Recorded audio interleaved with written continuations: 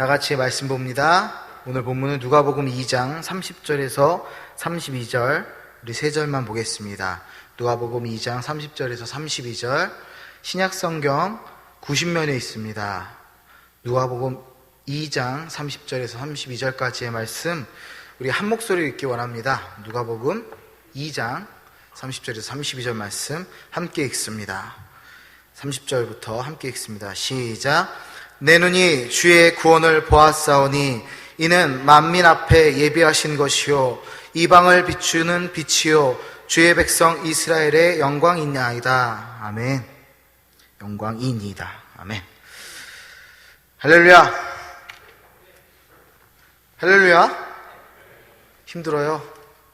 지치죠. 나라도 어지럽고 날씨도 추워지고, 그래도 힘있게 우리 인사했으면 좋겠습니다. 우리 옆 사람과 인사하겠습니다. 예수님의 역사를 기대하며 기도하겠습니다.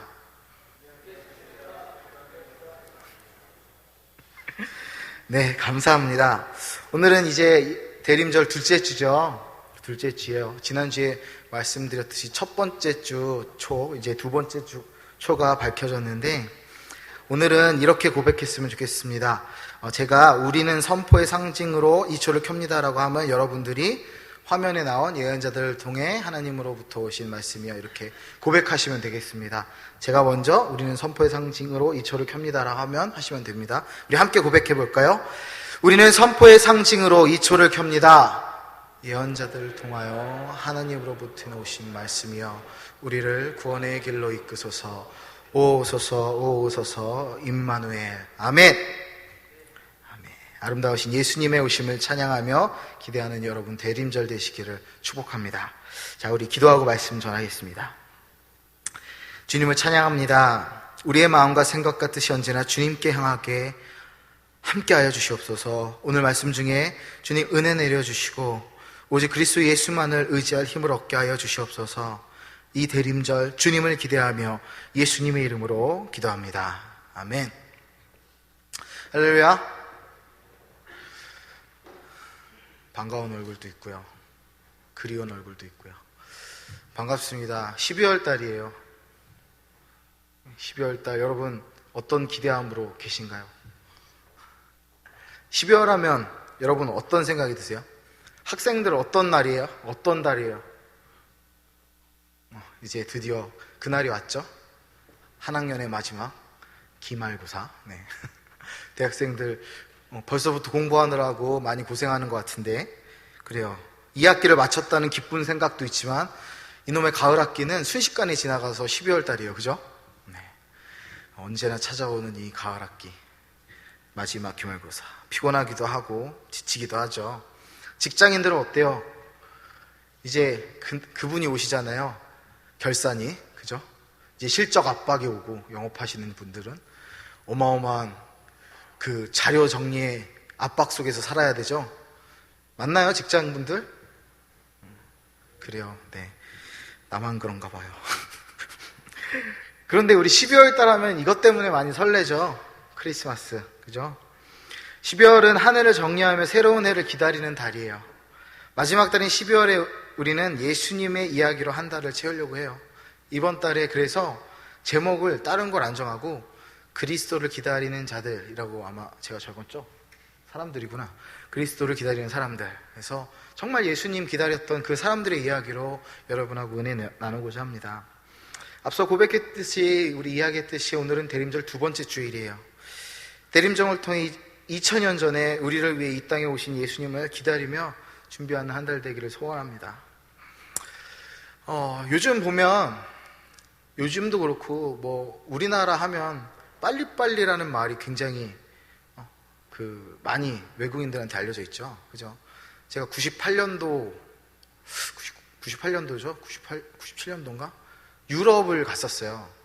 유럽을 갔었는데 이탈리아 갔는데 어떤 약간 제가 볼 때는 아랍계 분 같아요. 근데 하여튼 뭐 잘생긴 아저씨가 계속 하나에 $1, 3개에 $2 그래요. 하나에 $1, 3개에 $2 그래요. 그래서 처음에는 이게 무슨 말인가 했더니 잘 들어보니까 하나에 $1고 3개에 $2래요.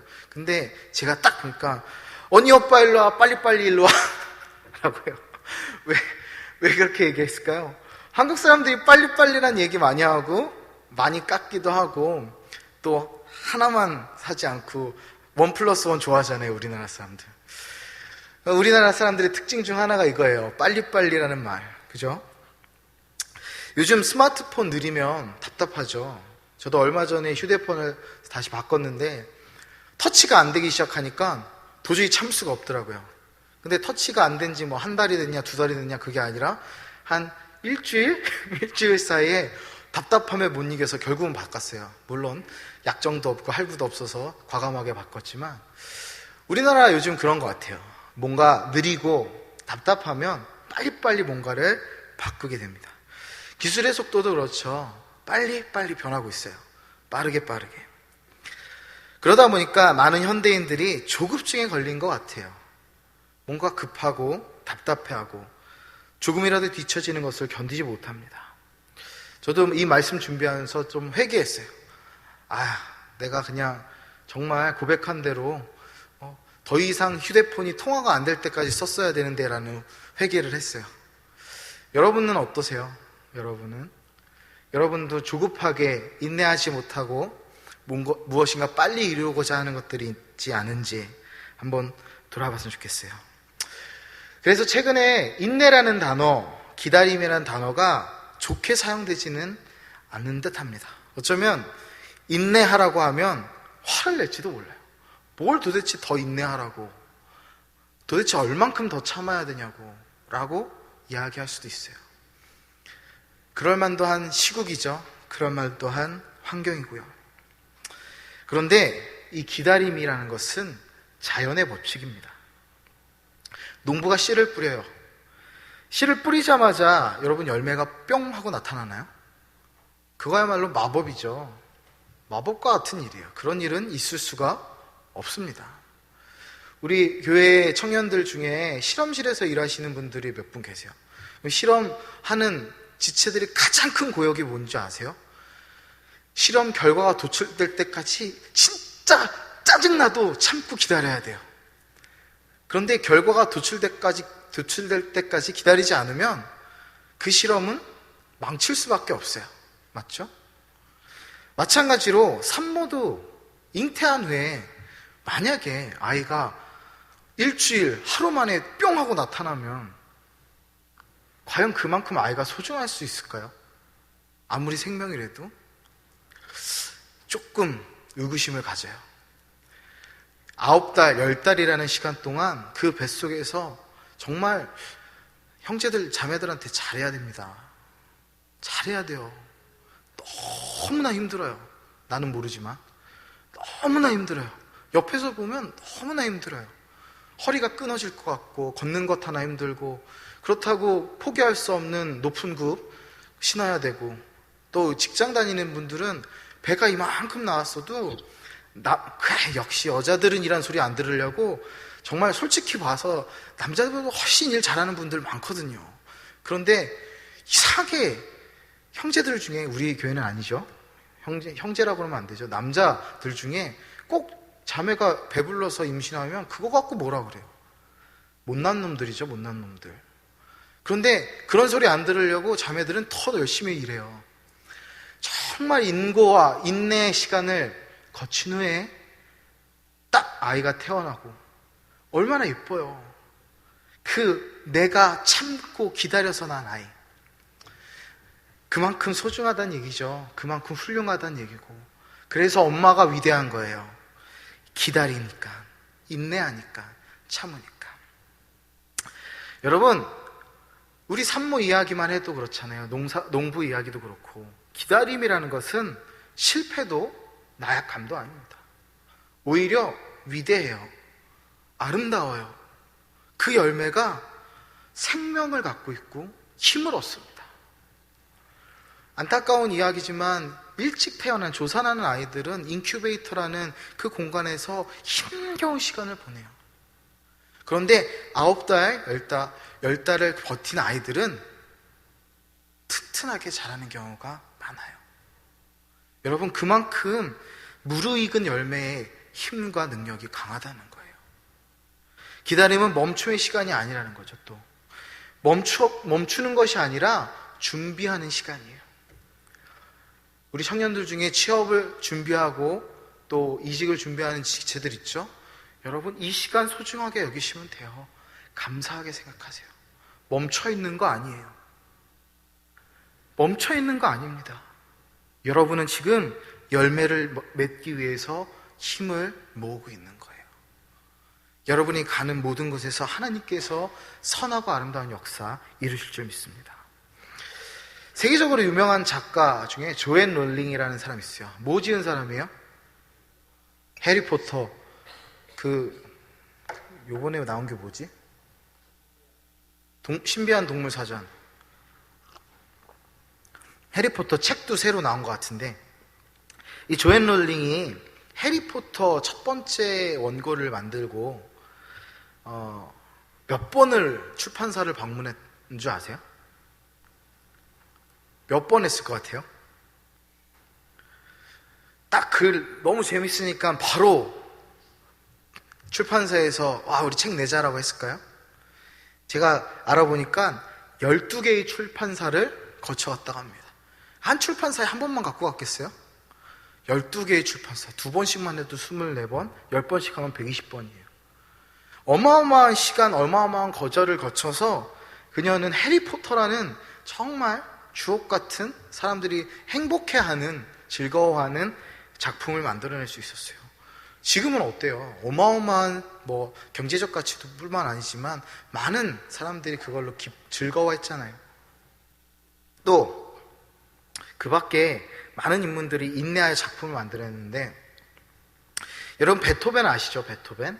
베토벤은 하나의 곡을 최소한 12번 이상 다시 썼다고 그래요. 제가 2017년 영광송, 2016년 영광송, 2015년 영광송 3번 작업하면서 만들었던 곡이 한 영광송 만드는데 12곡을 만들었더라고요. 17곡을 한 해 영광송 만드는데, 그럼 총 몇 곡 편곡해 본 거죠? 37에 21에 3면 51개의 곡들이 나왔던 거예요. 근데 딱 나오고 나서는요, 얼마나 뿌듯한 줄 아세요? 진짜 밤새 가면서, 저는 음악 전공 안 했습니다. 자랑하는 거예요. 죄송합니다. 네. 여튼 베토벤과 같이, 김덕영 목사와 같이 하나의 곡을 만들기 위해서 12번 이상 작곡하고 노력하고, 정말 눈물 흘리면서 정말 많이 울었어요. 저 위로해 주세요, 만나면. 또 하이든이란 작곡가도 있어요. 알았어요. 하이든이란 작곡가도 있어요. 천지창조라는 곡을 썼는데 800번이나 작품을 써본 후에 이런 곡이 만들어졌대요. 이 이야기를 하니까 제가 부끄러워지네요. 레오나르도 다빈치는 그의 걸작 최후의 만찬을 8년 동안 2000번 스케치했다고 합니다. 점점점 부끄러워지네요, 제가. 여러분, 2000번의 스케치, 8년 동안 얼마나 많은 고민과 연습과 인고의 시간이 필요했던 거예요. 대단하죠. 이처럼 기다림은 낭비의 시간이 아니라는 거죠. 창조의 시간이란 겁니다. 기다림은 고통도 따르지만 가슴 떨림과 환희가 있는 소망의 시간이에요.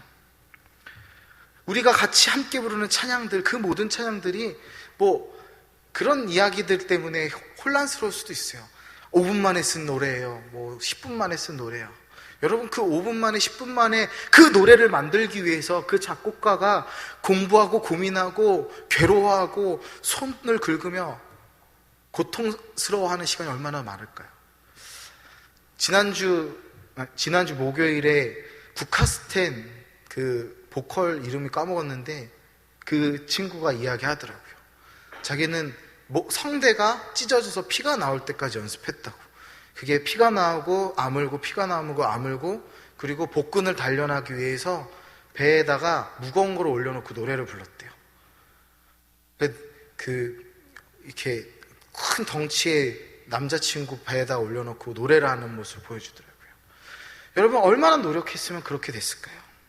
그렇기에 아름다운 창조와 환희의 정말 아름다운 작품이 그 사람의 몸에서, 그들의 손끝에서 나올 수 있었던 거죠. 오늘 본문에서는 그리스도를 기다린 두 사람이 나와요. 첫 번째로는 시므온이고 한 사람은 안나입니다. 둘은 나이가 많은 노인이라는 공통점을 갖고 있어요. 그리고 또 다른 공통점은 구원자, 곧 그리스도를 기다렸다는 공통점을 갖고 있습니다. 먼저 시므온을 볼게요. 오늘 본문에 고백을 한 시므온을 보겠습니다. 그는 예루살렘 사람이었고 의롭고 경건하여 이스라엘의 위로를 기다리는 자라고 성경은 말하고 있어요. 또한 그는 성령이 그 위에 계신 사람이다 라고 이야기하고 있어요. 영적으로 충만한 사람이란 거죠. 비록 보잘것없고 아무도 알아주지 않는 사람이었지만 늘 하나님과 동행하는 사람이었고 이스라엘의 회복과 위로를 기다리는 사람이었어요. 그런 시므온에게 하나님은 그가 죽기 전에 그리스도를 볼 것이라고 말씀하십니다. 우리 함께 누가복음 2장 26절을 읽어볼까요? 우리 화면으로 띄워드리겠습니다. 함께 읽습니다. 시작.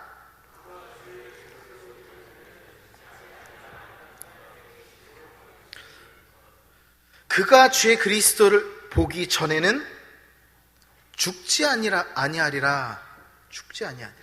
누구의 지시? 성령의 지시. 여러분, 의롭고 경건한 삶은 한순간에 이루어지지 않아요. 매 순간 세상의 부귀와 영화가 아닌 하나님의 가치를 소중하게 여기고 하나님의 말씀을 굳게 붙들어야 돼요. 시선이 하나님께로 향해야 된다는 얘기죠. 하나님만 바라봐야 돼요. 여러분, 이 예배의 자리가 왜 중요하냐? 단순하게 맨날 더듬거리고 자기 자랑하는 김덕현 목사 설교 들으려고? 아니에요. 제 말씀은 이 예배의 아주 작은 부분일 뿐이에요. 이 말씀을 통하여서 하나님의 음성과 역사 교훈을 여러분이 받으시고 하나님께 영광을 돌리기 위해 이 예배 자리에 오는 거예요. 그래서 예배 계속 강조하죠. 예배 계속 강조하는 거예요. 기도해야 되고 찬양해야 되고 말씀을 사모해야 되고 헌금해야 되고 예배의 4가지 요소. 그렇게 하나님께 우리의 삶과 모든 시선을 집중할 때 경건의 삶이 이루어지는 거예요. 그리고 그게 그냥 단순하게 일주일에 한 번 한다고 끝나는 것도 아니죠. 매일매일 삶 속에서 하나님께 기도하고 찬양하고 말씀 보며 또 내가 내 삶의 일부를 드려야 되는 거예요. 아니, 어쩌면 전부를 드려야죠. 여러분, 어떻게 그게 가능할까요? 근데 어떻게 그게 가능할까요? 그것은 성령님과 동행하며 그분의 음성에 순종하는 데서부터 시작되는 거예요. 내가 그냥 내 의지로 할 수 있을까요? 내 의지로 얼만큼 할 수 있을까요? 예배 시간에 목사인 저도 여러분 나이 때 그리고 어린 시절에 너무나 힘들었어요. 2시간씩 설교하시고 그랬거든요. 여러분 2시간 설교 들어보셨습니까? 처음에는 좋아요. 그러다가 어느 순간에 필름이 끊겨요. 시계를 보니까 2시간이 지났어요. 너무 길어서, 너무 지루하니까, 견딜 수가 없어서 어쩔 땐 잠도 안 와요. 부흥의 기간 때 잠도 안 와요. 그러면 정말 허벅지를 꼬집고 궁둥이에는 땀 차고 화장실 가려고 그러면, 지금은 이제 다 할아버지 할머니가 되시겠지만 그때 당시 어머니 아버지들이 눈에 도끼눈을 띄고 얼마나 혼을 내셨는지 몰라요. 많이 좋아진 시기긴 하죠. 지금이 말씀도 적당하게 은혜될 만큼 짧아지고 긴다고 은혜되는 건 아니니까. 그런데 그런 모든 예배, 모든 사역들, 모든 과정들을 하나님 앞에 순종한 사람만이 진정한 하나님의 역사를 체험할 수 있다는 거예요. 2시간이라는 시간 견디기 어렵고 힘들었지만 그때 하나님을 만난 사람들이 지금 젊은 목회자들이 얼마나 많을까요? 또 여러분 세대도 마찬가지겠죠. 하나님 앞에 신실한 사람들, 인내하고 기다리며 하나님 말씀 순종한 사람들이 그런 성령의 동행하심과 신실함을 경험하고 실천하고 있다는 거예요. 예수님도 산상설교 중에 마음이 청결한 자는 복이 있나니 그들이 하나님을 볼 것이다로 말씀하셨어요. 이 마음이 청결한 자는 뭐예요?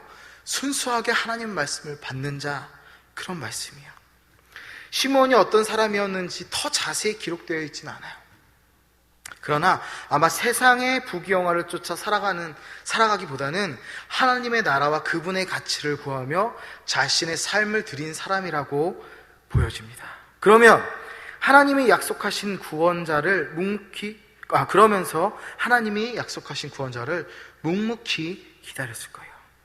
이러한 모습은 당시 하나님의 율법을 연구하고 가르치며 자신만의 세력을 구축한 제사장과 바리새인들과는 굉장히 대조되는 모습이죠. 그들은 겉모습은 누구보다 하나님 말씀대로 살아갔어요. 내가 하나님의 율법을 지켰습니다. 내가 하나님 말씀대로 살았습니다. 아무리 얘기하지만 진정으로 그 안에 하나님에 대한 순종, 그리스도에 대한 순종이 없었기 때문에 결국에는 어떤 일이 일어나요? 그들이 예수 그리스도를 십자가에 못 박기까지 하잖아요. 진정한 하나님의 역사하심에 참여하지 못하고 진정한 예배자로 살지 못하고 율법주의, 자기만의 기준, 자기만의 예배 스타일, 나는 이런 예배 스타일, 저런 예배 스타일 고집하다가 결국에는 그들이 십자가에 예수님을 못 박기까지 하잖아요. 얼마나 안타까운 일이에요. 우리는 시므온과 같이 살아야겠죠. 하나님께 순종하고 그분의 말씀을 따라 살아야 합니다. 또 오늘 본문 후반절에 보면 36절에 40절에 등장하는 안나라는 사람이 있어요. 그녀는 사회적으로 별 볼 일 없는 할머니에 불과했어요. 나이까지 나오거든요. 안나는 결혼 후에 17년 동안 남편이랑 살다가 남편이 죽고 그녀의 나이가 84세가 되었대요. 적어도 84세에서 17년을 빼면 67년 동안 과부로 살았다는 얘기예요. 아닌가? 더 됐다는 얘기인가? 아니구나. 그건 아니구나. 잘못 계산했네요. 하여튼 오랜 시간을 살았군요. 17년 동안 남편과 살다가 84세가 되도록 과부로 살았대요. 맞죠? 그래요. 사람들이 보기에는 얼마나 실패한 인생처럼 보였을까요? 과부로 산 인생. 지금이야 돌싱돌싱해도 그렇게 흉되지 않고 또 정말 마음이 맞지 않아서 헤어진 분들은 어쩔 수 없죠. 그런데 남편이 죽고 혼자 된 사람. 근데 이 고대 근동에서의 과부라는 위치는요, 너무나 안타깝게도 사람 취급조차 못 받았어요. 이 얼마나 부조리한 세상입니까? 어린아이와 과부와 나그네는 모두 멸시받고 핍박받는 존재였어요. 너희들은 저주를 받았다 이런 소리나 듣고, 어린아이는 아직 사람이 아닌 거예요. 그냥 얼마나 말도 안 되는 세상이에요. 그런 세상에서 과부로 84세까지 사신 할머니 안나예요. 사람들이 보기에 얼마나 실패한 인생처럼 보였을까요? 특히 앞으로 희망이 남아있어 보이지 않는 삶이었지만 그녀는 평생 성전에서 주야로 금식하고 기도하며 구원자 되신 그리스도를 기다렸습니다. 여러분, 시므온도 안나도 그의 인생이 아름답고 성공했다, 세상의 기준으로 보면 별벌이 없는 사람이었어요. 하지만 하나님은 아무 희망이 없어 보이는 그들의 삶을 통해 구원자 되시는 예수님을 예비하게 하셨다는 거예요. 시므온은 성령의 감동으로 정결의식에 들어오는 아기 예수를 안고 하나님께 찬송을 드립니다.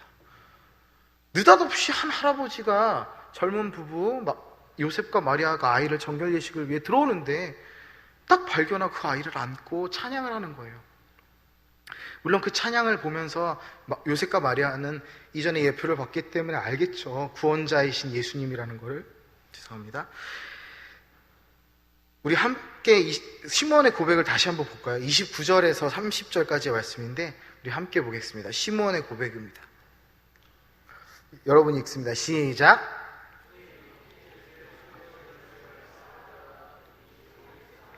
평안히 떠날 수 있게 해주셨습니다. 내 눈이 주의 구원을 보았습니다. 주께서 이것을 모든 백성 앞에 마련하셨으니 이것은 이방 사람들에게는 계시하시는 빛이요 주의 백성 이스라엘에게는 영광입니다. 얼마나 깊은 고백이에요. 이 말씀을 읽으면서 시몬이 약간 원망한 거 아닌가? 이제 드디어 죽게 되었구나 라고, 이제 드디어 천국 가게 되었구나, 이제 드디어 구원이 이루어졌구나. 원망이 점점 기쁨이 되죠. 주님 이제 주께서는 주의 말씀을 따라 이 종이 세상에서 평안히 떠나갈 수 있게 해주셨습니다. 얼마나 기쁘면 자기 죽음조차도 기뻐하는 거예요. 누구를 만나서? 예수님을 만나서. 그의 고백은 구원자 예수님의 정체성과 메시아의 사명을 잘 드러내주는 놀라운 고백이었어요. 주께서 이것으로 모든 백성 앞에 마련하셨으니 이것은 이방 사람들에게는 계시하시는 빛이요 주의 백성 이스라엘에게는 영광입니다. 우리에게 영광이죠. 우리에게 빛이 되시고. 이처럼 시므온과 안나는 이 땅에 오신 예수님을 사모하고 기다리며 예비한 값진 삶을 살았습니다. 그들의 평생에 어떠한 성공이나 존경받을 만한 무엇이 없었을지라도 말이죠. 우리가 기다리는 것이 무엇일까요? 우리가 기다리는 것. 여러분 무엇을 기다리며 살아갑니까? 여러분이 무엇을 바라보고 살아갑니까? 유명해지고 돈 많이 벌고 성공하는 삶일까요?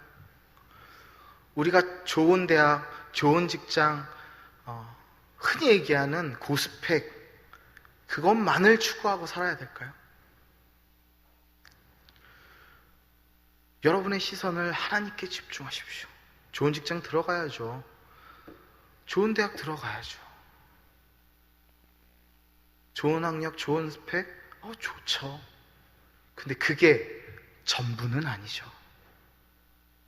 우리가 추구해야 될 것은 하나님의 영광입니다. 예수 그리스도예요.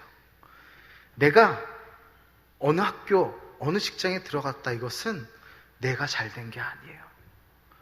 이것으로 하나님이 영광 받으셔야 돼요.